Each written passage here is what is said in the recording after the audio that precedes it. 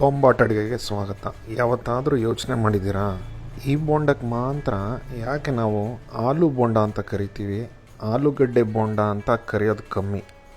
ಯಾಕೆ ಅಂತ ನನಗೂ ಗೊತ್ತಿಲ್ಲ, ಬಟ್ ಮಾಡೋದು ಹೇಗೆ ಅಂತ ಆಲೂಗಡ್ಡೆ ಬೋಂಡನ ನೋಡೋಣ ಬನ್ನಿ. ಒಂದು ಪ್ಯಾನಲ್ಲಿ 2 ಟೀ ಸ್ಪೂನಷ್ಟು ಎಣ್ಣೆ ತೊಗೊಳ್ಳೋಣ. 1/4 ಟೀ ಸ್ಪೂನ್ ಸಾಸಿವೆ ಹಾಕೊಳ್ಳೋಣ. ಸಾಸಿವೆ ಚಟಪಟ ಅಂದಮೇಲೆ 1 ಇಂಚಷ್ಟು ಶುಂಠಿ ಸಣ್ಣದಾಗಿ ತುರಿದು ಇಟ್ಕೊಂಡಿದ್ದೆ, ಅದನ್ನು ಹಾಕೊಳ್ಳೋಣ. ಇವಾಗ 3, 4, 5 ಮೆಣಸಿನ್ಕಾಯಿ ಖಾರಕ್ಕೆ ಅನುಕೂಲವಾಗಿ, 1/4 ಚಮಚ ಜೀರಿಗೆ, ಸ್ವಲ್ಪ ಕರಿಬೇವಿನ ಸೊಪ್ಪು, 1 ಚಿಟಿಕೆ ಇಂಗು, ಇದೆಲ್ಲ ಹಾಕ್ಕೊಂಡು ಒಂದು 30 ಸೆಕೆಂಡು ಇದೇ ಥರ ಚೆನ್ನಾಗಿ ಎಣ್ಣೆಯಲ್ಲಿ ಫ್ರೈ ಮಾಡ್ಕೊಳ್ಳೋಣ. ಗ್ಯಾಸ್ನ ಮೀಡಿಯಮ್ ಫ್ಲೇಮಲ್ಲೇ ಇಟ್ಕೊಳ್ಳೋಣ. 30 ಸೆಕೆಂಡು ಚೆನ್ನಾಗಿ ಎಣ್ಣೆಲಿ ಫ್ರೈ ಮಾಡ್ಕೊಂಡಾದ್ಮೇಲೆ ಈ ರುಚಿ ಎಲ್ಲ ಎಣ್ಣೆಗೆ ಇಳಿದಿರುತ್ತೆ. ಆವಾಗ ಇದಕ್ಕೆ 1/4 ಟೀ ಸ್ಪೂನಷ್ಟು ಅರ್ಶಿನದ ಪುಡಿ ಹಾಕೊಳ್ಳೋಣ. ಅರ್ಶಿನದ ಪುಡಿ ಹಾಕ್ಕೊಂಡಾದ್ಮೇಲೆ ಈ ಎಣ್ಣೆಲಿ ಒಂದು 10 ಸೆಕೆಂಡ್ ಆದರೂ ಫ್ರೈ ಮಾಡ್ಕೊಳ್ಳೋದನ್ನ ಮರಿಬೇಡಿ. ಯಾಕಂದರೆ ಅರ್ಶಿನದ ಪುಡಿದು ಹಸಿ ವಾಸನೆ ಇದ್ದರೆ ಆಲೂ ಬೋಂಡಲ್ಲಿ ಒಂಥರ ಹಸಿ ವಾಸನೆ ಬರುತ್ತೆ. ಇದಕ್ಕೆ ಇವಾಗ ಸಣ್ಣದಾಗಿ ಹೆಚ್ಚಿಟ್ಕೊಂಡಿರೋ ಅಂಥ ಈರುಳ್ಳಿ ಹಾಕ್ಕೊತಾ ಇದ್ದೀನಿ. ಇಲ್ಲಿ ನಾನು 1 ಈರುಳ್ಳಿ ಹಾಕ್ಕೊಂಡಿದ್ದೀನಿ. ನಂದು ಯೂಶ್ವಲಿ ಆಲೂ ಬೋಂಡ ಮಾಡಬೇಕಾದ್ರೆ ಲೆಕ್ಕ ಹೇಗಂದರೆ, ಆ ಈರುಳ್ಳಿ ಸೈಜೇ 4 ಆಲೂಗಡ್ಡೆ ತೊಗೊತೀನಿ. ಇವಾಗ ಈರುಳ್ಳಿಗೆ 1 ಚಿಟಿಕೆ ಉಪ್ಪು ಹಾಕ್ಕೊಂಡು ಇದನ್ನು ಏನಿಲ್ಲ ಅಂದರೂ 2 ರಿಂದ 3 ನಿಮಿಷ ಇದೇ ಥರ ಚೆನ್ನಾಗಿ ಫ್ರೈ ಮಾಡ್ಕೊಳ್ಳೋಣ. ಇದು ಮೃದು ಆದರೆ ಸಾಕು. ಇದಕ್ಕೆ ಇವಾಗ 4 ಆಲೂಗಡ್ಡೆ ಬೇಯಿಸಿ ಇಟ್ಕೊಂಡಿದ್ದೆ, ಉಪ್ಪು ಹಾಕ್ಕೊಂಡು ಅದನ್ನು ಹಾಕ್ಕೊತಾ ಇದ್ದೀನಿ. ಇಲ್ಲಿ ಒಂದು ಸೀಕ್ರೆಟ್ ಹೇಳ್ಕೊಡ್ತೀನಿ ನಿಮಗೆ. ತುಂಬ ಜನ ಆಲೂ ಬೋಂಡ ಮಾಡೋಕ್ಕೆ ಹೆದರೋದು ಏನಕ್ಕೆ ಅಂದರೆ ಉಂಡೆ ಕಟ್ಟಕ್ಕೆ ಬರೋಲ್ಲ ಅಂತ. ಅದು ಏನಕ್ಕಾಗುತ್ತೆ ಗೊತ್ತಾ? ಇದರಲ್ಲಿ ನಾವು ಬೇಯಿಸಿದ ತಕ್ಷಣ ತಣ್ಣೀರು ಹಾಕೋದು ಅದೆಲ್ಲ ಮಾಡಬಾರ್ದು.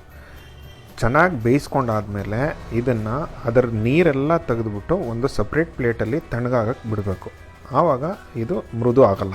ಕುಯ್ತಾ ಒಂದು ಮೇನ್ ಐಟಮ್ ಹಾಕ್ಕೊಳ್ಳೋದೇ ಮರ್ತದೆ. ಸ್ವಲ್ಪ ರುಚಿಗೆ ತಕ್ಕಷ್ಟು ಉಪ್ಪು ಹಾಕೊಂಬಿಡಿ ಈ ಟೈಮಲ್ಲಿ. ಅದನ್ನು ಯಾವ ಥರ ಹಾಕ್ತೀರಾ ನೋಡಿ. ಎಲ್ಲ ಕಡೆ ಹಾಕಿ ಅಂದರೆ ಒಂದು ಕಡೆ ಹಾಕಿದ್ರು ಆಯಿತು. ಒಂದು ಕೆಲಸ ಮಾಡೋಣ, ಇದನ್ನು ಚೆನ್ನಾಗಿ ಮಿಕ್ಸ್ ಮಾಡಿಕೊಂಡು ವಾಪಸ್ ಬರ್ತೀನಿ. ಇದೇ ಟೈಮಲ್ಲಿ ಉಪ್ಪು ಖಾರ ಎಲ್ಲ ಚೆಕ್ ಮಾಡ್ಕೊಂಬಿಡಿ. ಖಾರ ಬೇಕಿದ್ದರೆ ಆಮೇಲೆ ಔಟ್ರ್ ಕೋಟಿಂಗ್ಗೆ ಸ್ವಲ್ಪ ಖಾರದ ಪುಡಿ ಹಾಕ್ಕೋಬೋದು, ಇಲ್ಲ ಬೇಕಂದ್ರೆ ಸ್ವಲ್ಪ ಮೆಣಸಿನ್ಕಾಯಿ ಇಲ್ಲೂ ಹಾಕ್ಕೋಬೋದು. ನೋಡಿ, ಈ ಥರ ಚಿಕ್ಕ ಉಂಡೆಗಳು ಮಾಡ್ಕೊಂಡು ಎತ್ತಿಟ್ಕೊಂಬಿಡೋಣ. ಆಮೇಲೆ ಫಿನಿಶಿಂಗ್ ಟಚ್ಚು ನೆಕ್ಸ್ಟ್ ಕೊಡೋಣ. ನೋಡಿ, ಈ ಥರ ಸುಮ್ಮನೆ ರೋಲ್ ಮಾಡಿಕೊಂಡು ಸೈಡಲ್ಲಿ ಎತ್ತಿಟ್ಬಿಡೋಣ. ಇರುವಾಗ ಆ ಥರ ಉಂಡೆ ಕಟ್ಟಾದಮೇಲೆ ನೋಡಿ, ಈ ಥರ ಕೈಯಲ್ಲಿ ರೋಲ್ ಮಾಡಿಕೊಂಡು ಎಷ್ಟು ಚೆನ್ನಾಗಿ ಬಂದಿದೆ ನೋಡಿ. ಈ ಥರ ಉಂಡೆ ಕಟ್ಕೊಂಡು ಸೈಡಲ್ಲಿ ಎತ್ತಿಟ್ಕೊಂಬಿಡೋಣ. ಇವಾಗ ಒಂದು ಮಿಕ್ಸಿಂಗ್ ಬೌಲಲ್ಲಿ 1 ಕಪ್ಪಷ್ಟು ಕಡಲೆ ಹಿಟ್ಟು ತೊಗೊಳ್ಳೋಣ. 3 ಟೀ ಸ್ಪೂನಷ್ಟು ಅಕ್ಕಿ ಹಿಟ್ಟು ಹಾಕೋದ್ರಿಂದ ಲೈಟಾಗಿ ಮೇಲೆ ಕುರುಮ್ ಅನ್ನುತ್ತೆ. ಹಿಟ್ಟಿಗೆ ಸ್ವಲ್ಪ ಜೀರಿಗೆ, ಇದು ಆಪ್ಷನಲ್ಲು. 1/4 ಟೀ ಸ್ಪೂನು ಅರ್ಶಿನದ ಪುಡಿ, 1/2 ಟೀ ಸ್ಪೂನಷ್ಟು ಬೇಕಿಂಗ್ ಸೋಡಾ ಹಾಕ್ಕೊತಾ ಇದ್ದೀನಿ. ನೀವು ಬೇಕಿದ್ದರೆ ಇದನ್ನು ಸ್ಕಿಪ್ ಮಾಡ್ಕೋಬೋದು. ಬಟ್ ನಾವು ರೋಡ್ ಸೈಡಲ್ಲಿ ತಿನ್ನಬೇಕಾದ್ರೆ ಮನೇಲಿ ಯಾಕೆ ಆಲೂ ಬೋಂಡ ಈ ಥರ ಆಗಲ್ಲ ಅಂತ ಹೇಳ್ತೀವಲ್ಲ, ಇದರಿಂದಾನೆ. ರುಚಿಗೆ ತಕ್ಕಷ್ಟು ಉಪ್ಪು,